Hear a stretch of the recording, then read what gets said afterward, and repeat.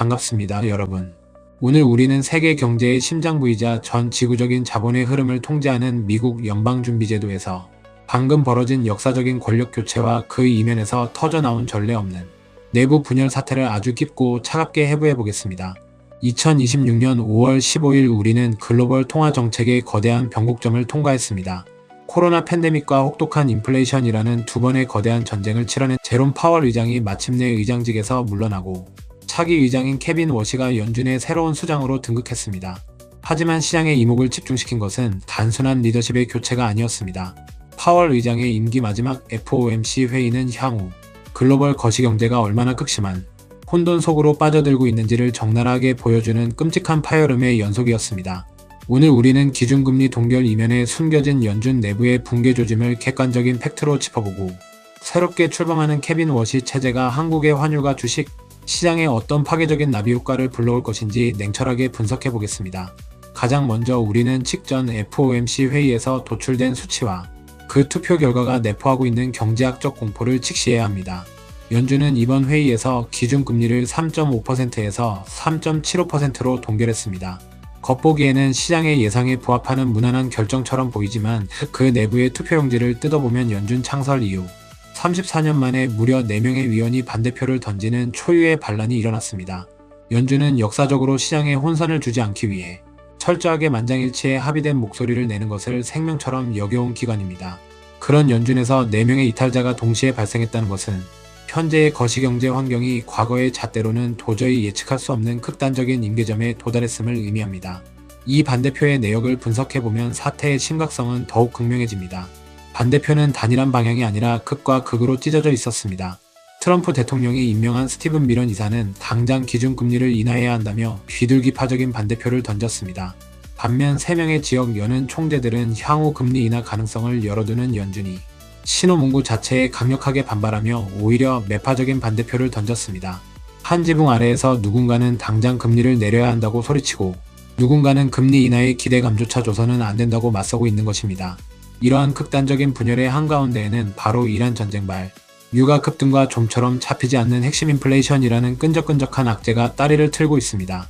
중동의 지정학적 긴장이 호르무즈 해협을 옥죄면서 에너지 가격이 다시 튀어오르고 있고 이는 경제 전반의 물가를 다시 밀어올리는 치명적인 뇌관으로 작용하고 있습니다.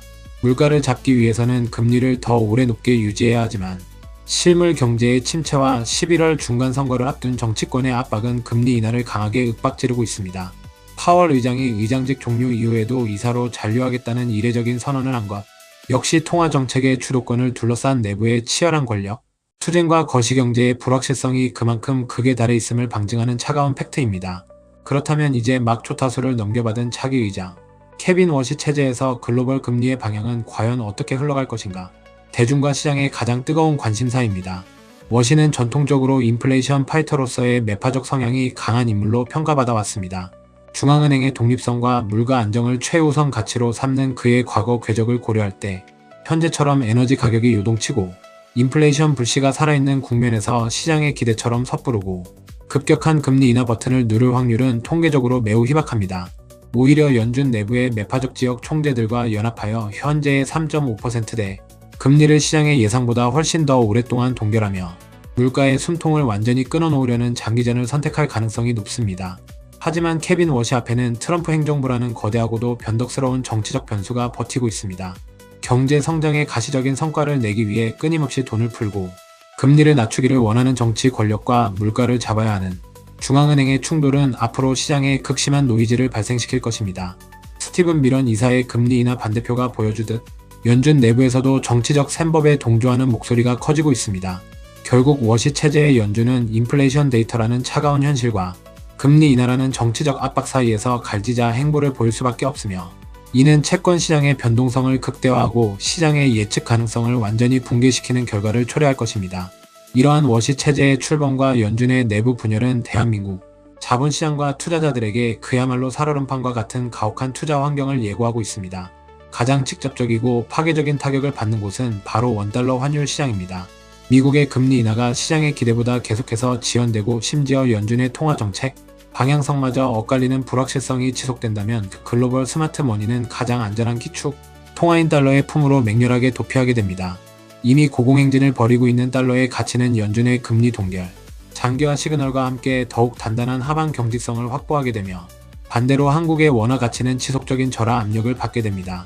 고환율의 고착화는 수입 물가를 끌어올려 한국 경제 내부의 인플레이션을 자극하고 이는 다시 한국은행의 금리 인하를 가로막는 지독한 악순환의 굴레를 완성합니다. 한국 주식시장 역시 이 거대한 매크로의 압박에서 결코 자유로울 수 없습니다. 금리 인하라는 유동성의 단비만을 애타게 기다리며 빚으로 연명해 온 한계 기업들이나 밸류에이션이 과도하게 부풀려진 성장주들은 워시 체제의 차가운 금리 동결 기조 속에서 무자비한 옥석 가리기의 대상이 될 것입니다. 외국인 투자자들은 환차손 리스크를 피하기 위해 코스피 시장에서 자본을 보수적으로 운용할 것이며 이는 지수의 상단을 무겁게 짓누르는 거대한 낙동이가 될 것입니다.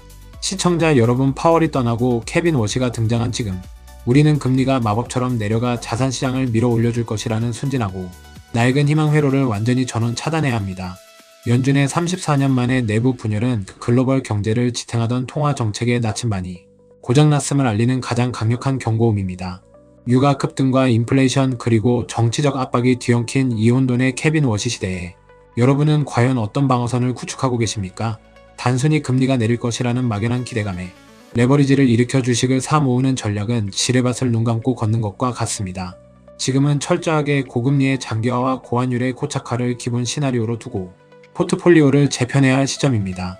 환율 방어를 위해 달러 표시 자산의 비중을 의도적으로 늘리고 인플레이션 비용을 소비자에게 전가할 수 있는 압도적인 가격, 결정력을 가진 글로벌 독점 기업으로 자본을 응축시켜야 합니다. 연준의 분열과 M2 통화량의 모순 속에서도 절대적인 희소성을 유지하는 핵심 자산만이 여러분의 부를 지켜낼 수 있습니다. 오늘 객관적 팩트로 짚어드린 연준의 분열 사태와 케빈 워시 체제의 경제학적 본질이 여러분의 흔들림 없는 투자 판단에 가장 차갑고 단단한 무기가 되기를 진심으로 바랍니다. 오늘 내용이 도움되셨다면 구독과 좋아요 부탁드립니다.